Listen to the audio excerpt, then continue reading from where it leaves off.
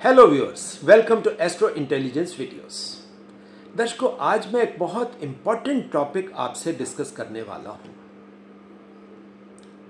और आप सबसे निवेदन भी है कि इस वीडियो को शुरू से लेकर अंत तक बहुत ध्यान से आप लोग देखना। क्यों?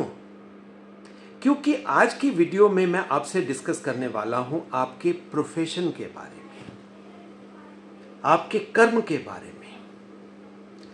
हम सब लोगों का एक जनरल सा क्वेश्चन होता है और वो परमानेंट सा क्वेश्चन है, मैं उसको कह सकता हूं कि यक्ष प्रश्न है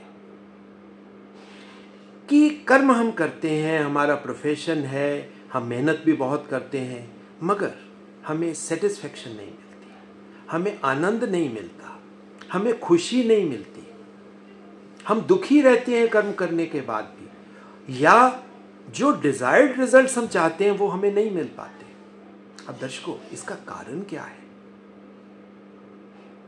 एक तरफ हम कहते हैं कि शनि देवता क्योंकि भोले का स्वरूप है, तो शनि देवता के प्रव्यू में तो जो भी कर्म किया जाएगा शनि देवता बाध्य हो जाते हैं उस कर्म का फल देने को।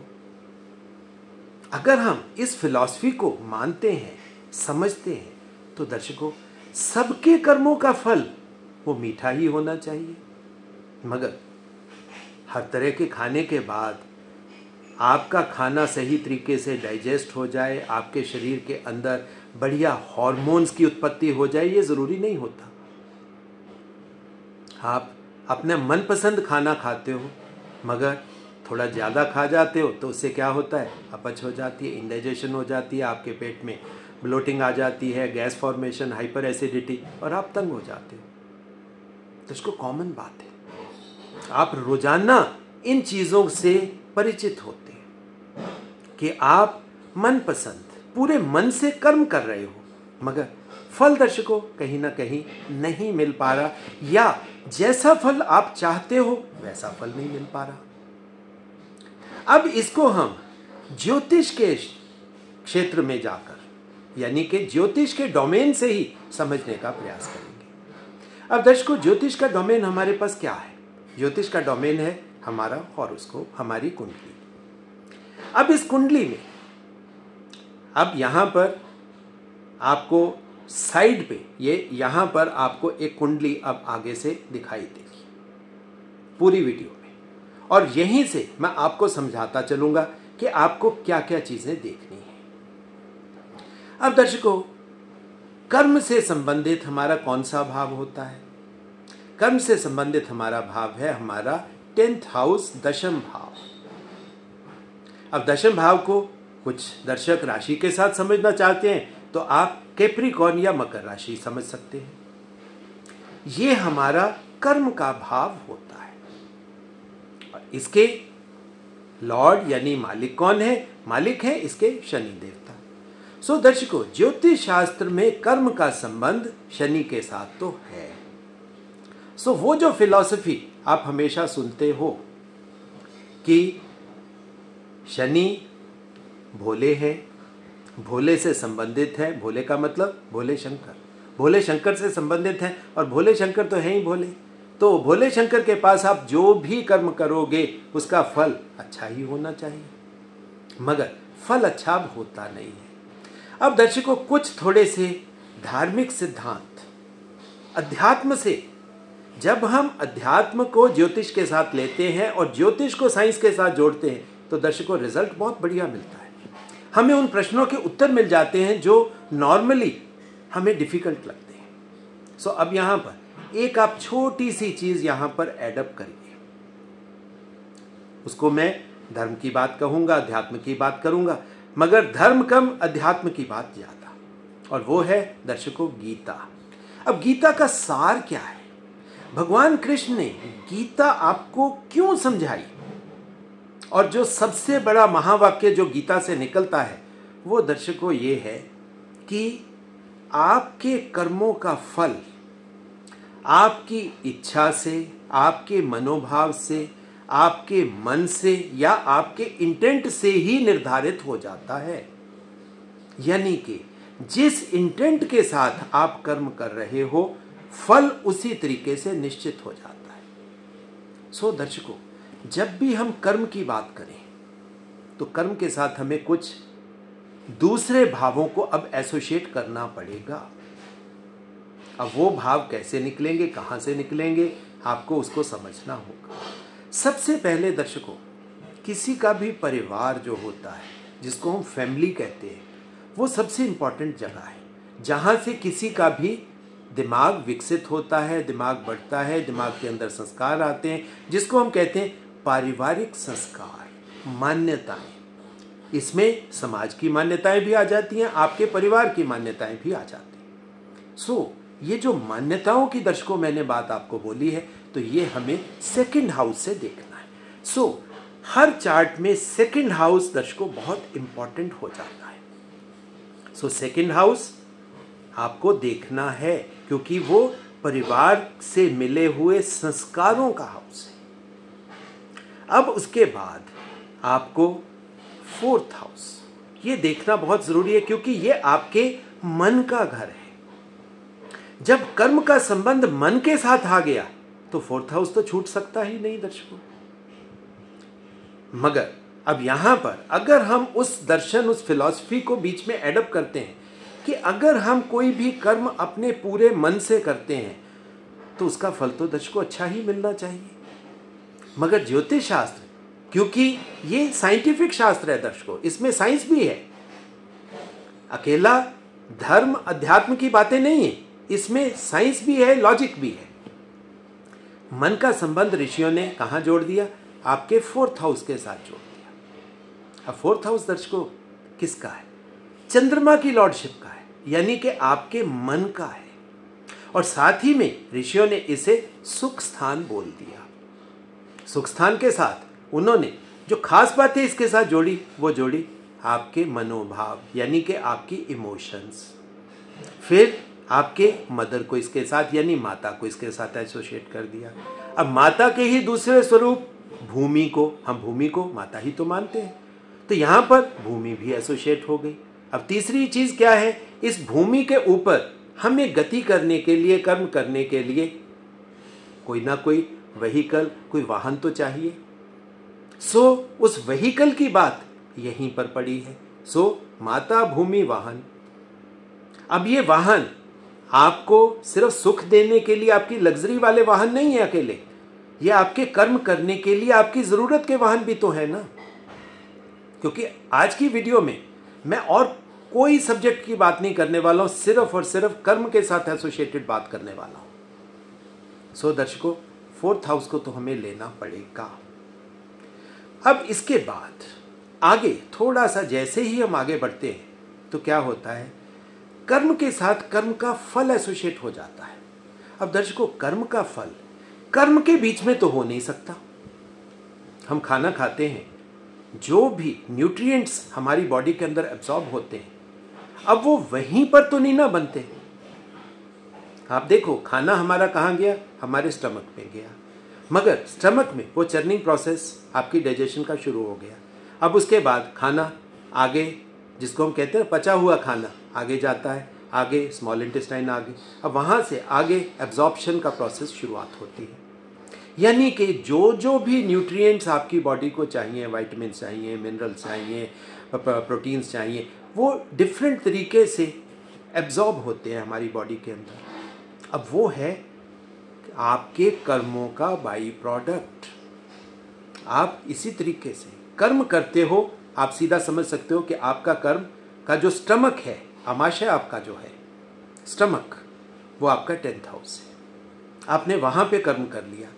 अब वहाँ पर वो जो चर्निंग है, वो चर्निंग तो आपकी वहाँ से शुरुआत हो गई। अब चर्निंग की शुरुआत हो गई, अब उसका फल, कर्मों का बाई प्रोडक्ट, कर्मों से क्या निकला, अब वो यहाँ पर आप उसको दूसरे तरीके से भी समझ सकते हो। चर्निंग का मतलब आप उस समुद्र मंथन को भी पकड़ सकते हो। दर्शकों, ये जो ऋषियों ने हमें चीज़ें दी है ना, ये एक्चुअल में हमें समझाने के लिए कि ये समुद्र मंथन हमारे जीवन में हमेशा रहेगा। आप जो भी कर्म कर रहे हो वो एक चर्निंग प्रोसेस है। उस चर्निंग प्रोसेस से कुछ अच्छी चीज़ें निकलेंगी, कुछ नेगेटिव भी निकलेगा, कुछ वेस्ट प्रोडक्ट्स भी निकलेंगे, कुछ विष भी निकलेगा, अमृत तो निकलेगा ही निकलेगा। अमृत के साथ कामधेनु गाय भी निकलेगी।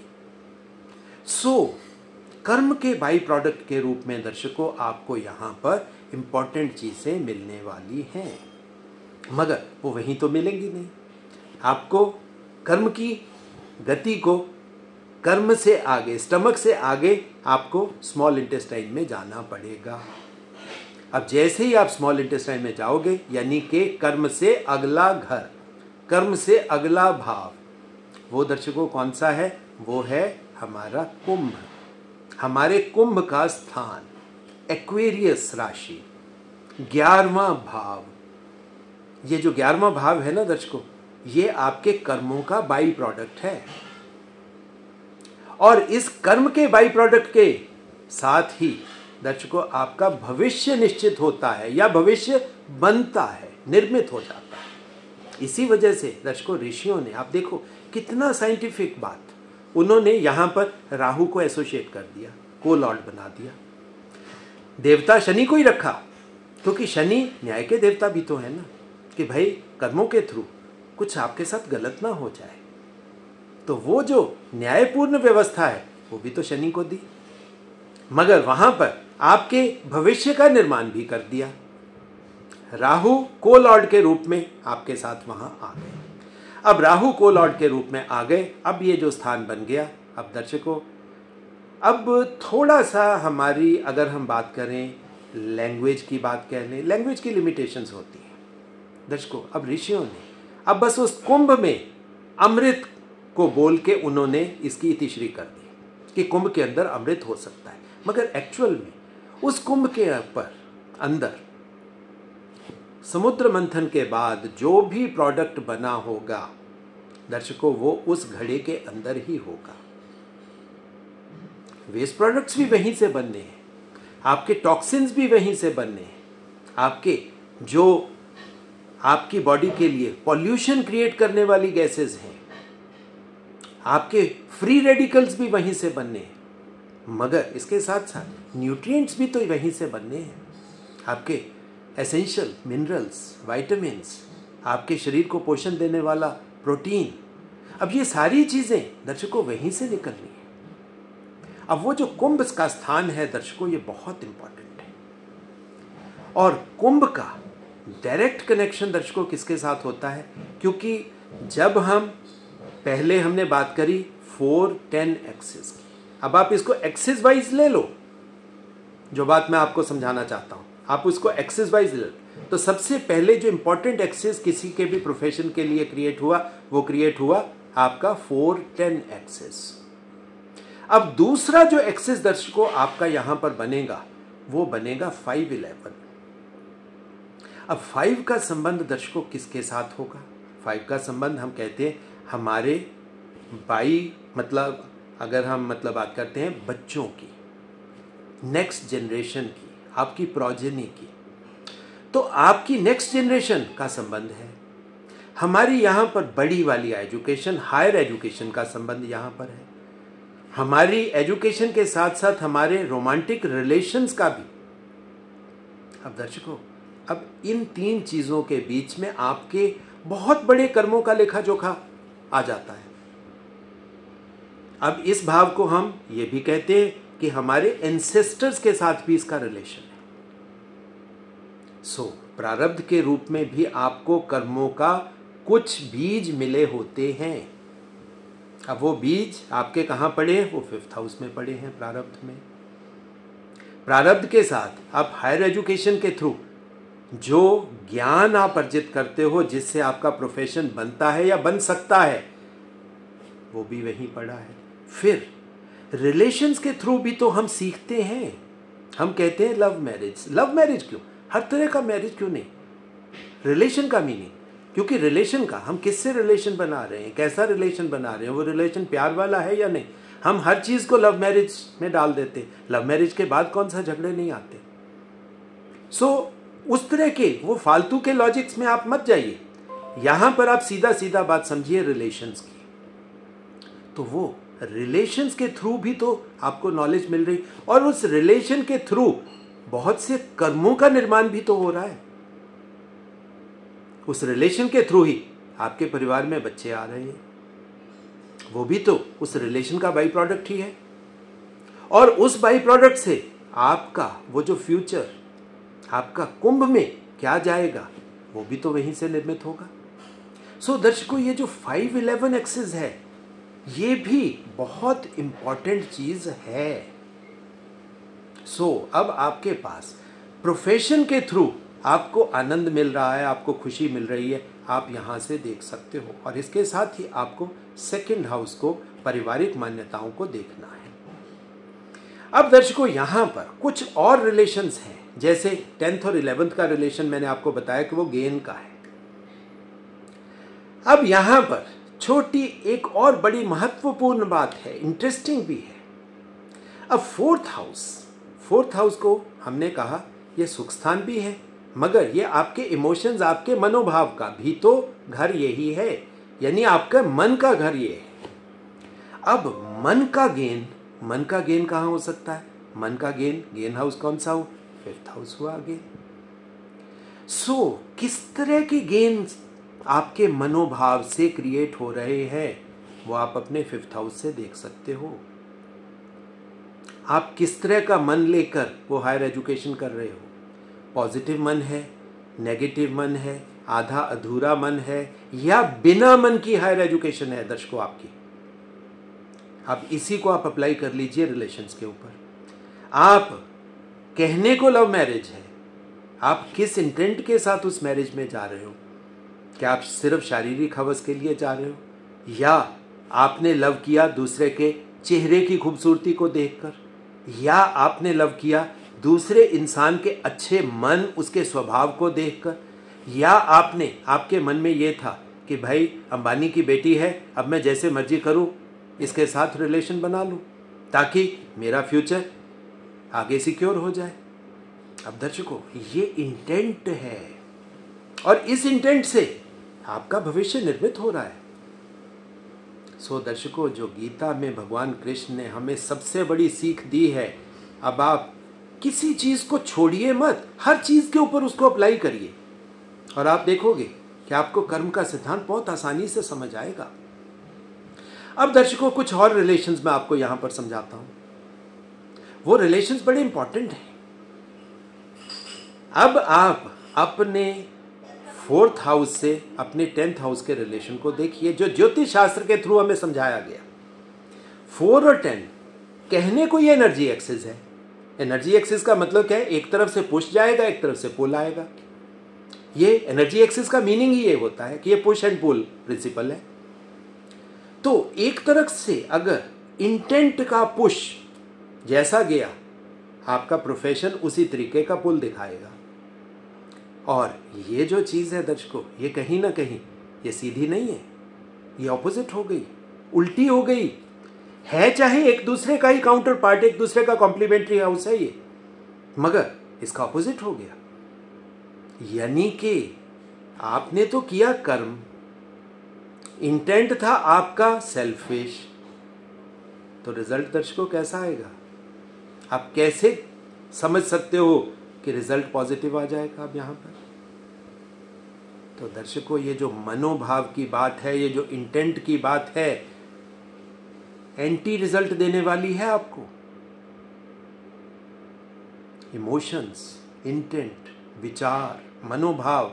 अब दर्शकों, ये जो शब्द हैं, ये शब्द बहुत इंपॉर्टेंट हैं और यही तो आपके प्रोफेशन के थ्रू क्या आपको सुख मिला, क्या आपको खुशी मिली, क्या आपको आनंद मिला, क्या आपको सेटिस्फेक्शन मिली, क्या आपको कंटेंटमेंट मिली। आप देखिए, उन शब्दों का ही ये प्रतिभूति है, ये रेजोनेंस है।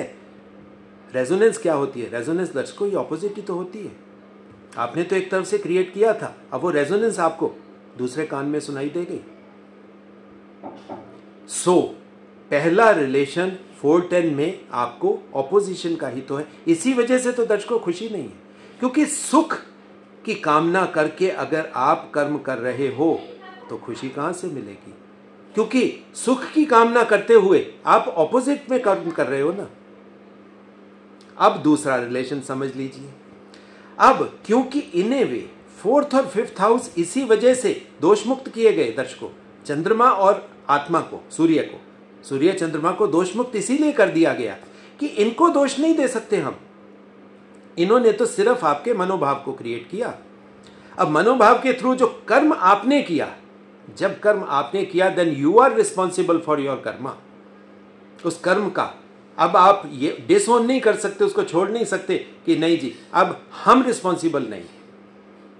अब कर्म का गेन हाउस दर्शकों, जो सेकंड एक्सिस में अब आप आ जाइए, जिस इंटेंट के साथ अश्लेषा का इंटेंट है, अब आप नक्षत्र भी याद रखिए, अश्लेषा के इंटेंट के साथ अगर आपने 5th हाउस में एजुकेशन ली, चाहे वो एंसेस्ट्री की बात,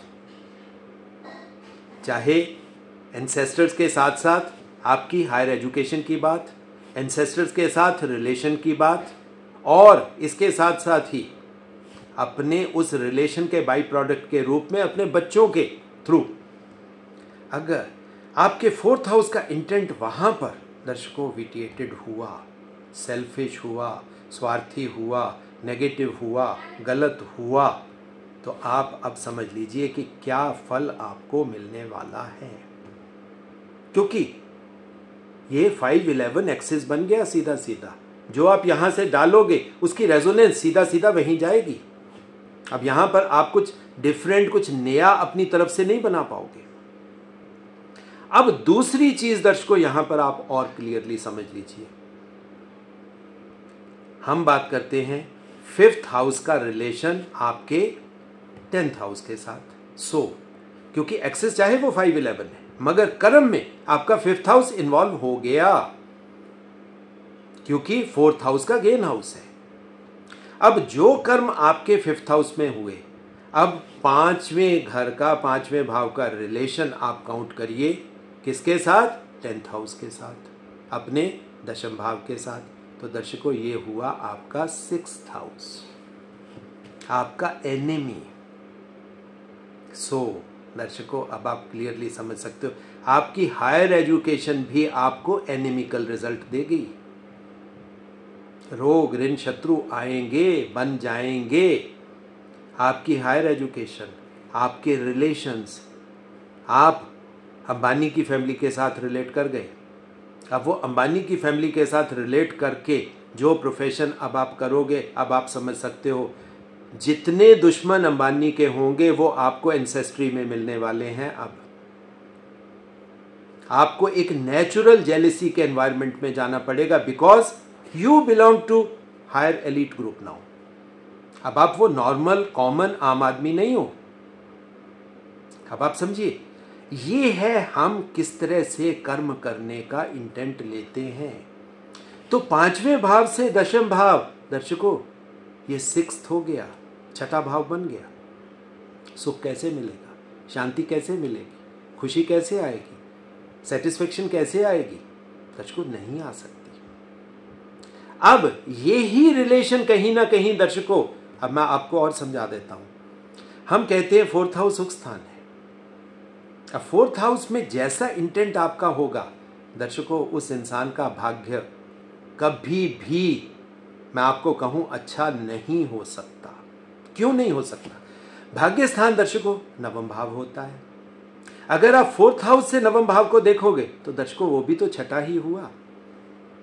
यानी कि अगर आपका इंटेंट दर्शकों थोड़ा सा गड़बड़ हुआ तो आप समझ लीजिए कि आपका भाग्य वो एनेमिकल प्रोपोजिशन में चला गया, वो एनेमिकल बन गया। आपने अपने लिए एक एनेमिकल सराउंडिंग क्रिएट कर ली, वो भाग्य का माहौल आपने अपने लिए खड़ा कर लिया। दर्शकों ये बहुत इंपॉर्टेंट बात है। अब यही चीज दर्शकों अब मैं दूसरे तरीके से भी अब आपको समझाता हूं। अब आप इसी रिलेशन को, 4th के रिलेशन को, हम कहते हैं ना, मैं अपनी वीडियोस में बहुत ज़्यादा कहता हूं कि आपके इंटेंट से आपके कर्म का फल निश्चित होता है। आज वो सीक्रेट भी मैं आपके सामने ओपन कर देता हूं। दर्शकों बहुत इंपॉर्टेंट सीक्रेट है ये, और वो सीक्रेट है, हम कहते हैं हमारे इच्छा पूर्ति का भाव 11th है, एक्वेरियस है, ठीक है, कुंभ है। अब 4th से यानी अपने सुख स्थान से अपने इस इच्छा पूर्ति के एक्वेरियस के भाव को आप काउंट करिए। ये कौन सा रिलेशनशिप बना? ये दर्शकों अष्टम बन गया। अब आप नोट करिए, 5th हाउस से 10th हाउस छठा, 4th हाउस से 11th हाउस अष्टम। क्या क्रिएट होगा? कैसे मिलेगी आपको शांति? कैसे मिलेगा आपको सुख? कैसे मिलेगी आपको खुशी? कैसे आप सेटिस्फाइड फील कर पाओगे?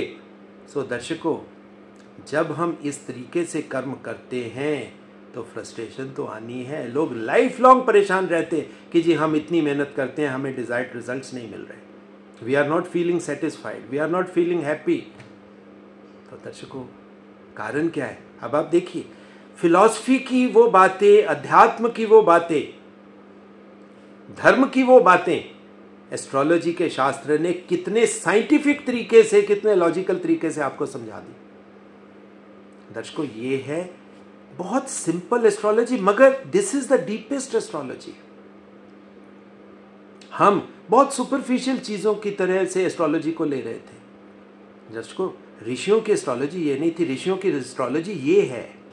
ऋषियों के मीनिंग को आप समझिए। अगर उन्होंने सुख स्थान दिया 4th हाउस को और 11th में उन्होंने बोला कि ये इच्छा पूर्ति का भाव है, तो आप समझिए तो सही। और उसके साथ आप अपने जीवन की फाइंडिंग्स को भी तो साथ में मिलाइए। जब आप अपने जीवन की फाइंडिंग्स को उसके साथ एसोसिएट करते हो, तब आपको भी समझ में आता है कि हमने इतना कर्म किया, इतनी मेहनत की, और उसके बावजूद क्या फल मिला? ना हमारा परिवार खुश हुआ, ना हमारे बच्चे खुश हुए, ना हमारे नेबर्स खुश हुए, ना समाज खुश हुआ। और ये छोड़ो, बाहर की दुनिया भी छोड़ दो, हम कौन सा खुश हुए? हमारे अंदर अभी भी वही है कि कर्म करके भी क्या मिला। अब दर्शकों, यहीं पर सबसे बड़ी बात मैं आपको बताऊं, जो मैंने आपको बोला था कि परिवार आपका कैसा होगा। परिवार से जो मान्यताएं जन्म लेती हैं, जो किसी भी बच्चे के अंदर डाली जाती हैं, उस फर्स्ट प्रभाव के रूप में बच्चा जब जन्म लेता है तो एक परिवार में आता है ना, तो उस परिवार में माता पिता, दादा दादी, बाकी भाई बहन, चाचा चाचा, रिलेशंस, आप देखिए सबके थ्रू जो संस्कार उस बच्चे के अंदर प्रेषित किए जाते हैं। अब उसका थोड़ा सा डिफरेंट प्रीव्यू मैं आपको देता हूं। किसी के भी चार्ट का हम कहते हैं 11th हाउस उसकी इच्छा पूर्ति का चार्ट है। अब किसी भी इंसान को जो फादर है, अब आप दूसरे एंगल से इसको समझिए, वो फादर है, कर्म कर रहा है, बहुत मेहनत कर रहा है, मगर उसको संतुष्टि नहीं है, हैप्पी फील नहीं कर रहा, खुश नहीं है। अब वो अगर खुश नहीं है तो उसका समझ लीजिए वो उसका 11th हाउस, यानी वो उसका इच्छा पूर्ति का भाव, यानी उसकी इच्छाओं की पूर्ति ही नहीं हुई, फ्रस्ट्रेटेड है। तो उसका मन कैसा होगा? उसके मन को आप कहां से देखोगे? दर्शकों, 11th यानी इच्छा पूर्ति के भाव का 4th हाउस। इच्छा पूर्ति का 4th हाउस दर्शकों कौन सा होगा? आपके परिवार का हाउस, आपका 2nd हाउस, आपकी वृषभ राशि। इसी वजह से दर्शकों आज की वीडियो में मैंने पर्टिकुलरली 2nd भाव, 4th house, 5th house, 10th house और 11th हाउस को आपके प्रोफेशन के साथ, आपके कर्मों के साथ जोड़ के उसके फल को समझाने का प्रयास किया कि आप लोग जीवन में इतनी मेहनत करने के बाद, इतने कर्म करने के बाद हैप्पीनेस नहीं है, खुशी नहीं है। आपको ये लगता है कि जीवन अधूरा जा रहा है, जीवन में हमने कुछ अर्जित ही नहीं किया। क्यों? हमारे अंदर पोटेंशियल ज़्यादा था, हमें लगता है, मगर हम उस लेवल पे अचीवमेंट ही नहीं कर पाए। तो दर्शकों, ये है वो चेन साइकिल जिसको हम कहते हैं ना, एक चेन के साथ दूसरी चेन जुड़ती जाती। तो एस्ट्रोलॉजी दर्शकों बहुत ही साइंटिफिक लॉजिकल शास्त्र है, मगर इसको समझना हमें है। सिर्फ परिवार भाव कहकर, परिवार के साथ हम सिर्फ पैसे को देखकर हम इतिश्री कर लेते हैं। नो दर्शकों, एस्ट्रोलॉजी को समझने का ये तरीका ही गलत है। एस्ट्रोलॉजी को जब तक हम अंदर जाकर ऋषियों के मनोभाव के थ्रू उस चीज को समझने का प्रयास नहीं करते कि भाई अगर उन्होंने परिवार की बात करी है तो परिवार के पीछे अब परिवार की मान्यताएं भी तो आ गई।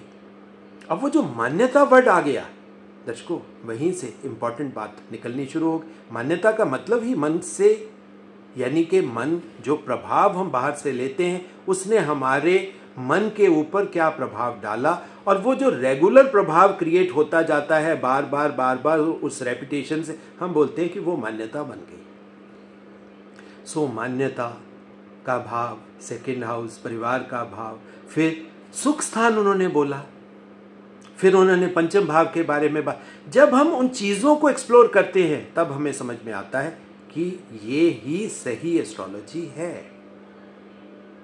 सो दर्शकों, आगे से आप कर्म कैसे करना चाहते हैं, अब कर्म के ऊपर दर्शकों मैं अलग से वीडियो बनाने का सोच रहा हूँ। आज मैंने आपको इन भावों के फल के बारे में समझाने की कोशिश करी कि अगर भाव हैं तो किसी को सुख, किसी को खुशी क्यों नहीं मिल पा रहे। आज हमने वो वाला पार्ट जाना, समझा।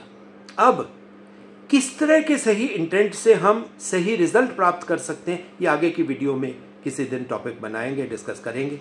सो दर्शकों, जो निवेदन हर वीडियो के अंत में मैं आपसे करता हूं वो इस वीडियो में भी करूंगा कि एस्ट्रो इंटेलिजेंस आपका अपना चैनल है, वैदिक ज्ञान का ही चैनल है। यहाँ पर वैदिक ज्ञान के अलावा, अध्यात्म के अलावा, जीवन के शास्त्रों के अलावा और साइंस और लॉजिक्स के अलावा कोई बात नहीं होती।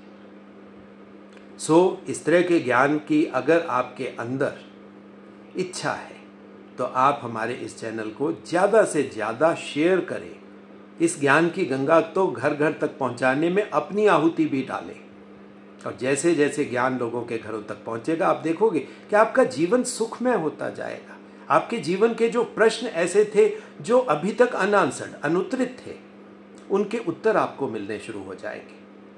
सो दर्शकों, जो आप में से दर्शक अपने चार्ट्स, अपनी कुंडलियां मुझसे एनालाइज करवाना चाहते हैं, मेरा दर्शकों एक ही फ़ोन नंबर है 9881164480। उसी के माध्यम से आप मुझसे संपर्क स्थापित कर सकते हो।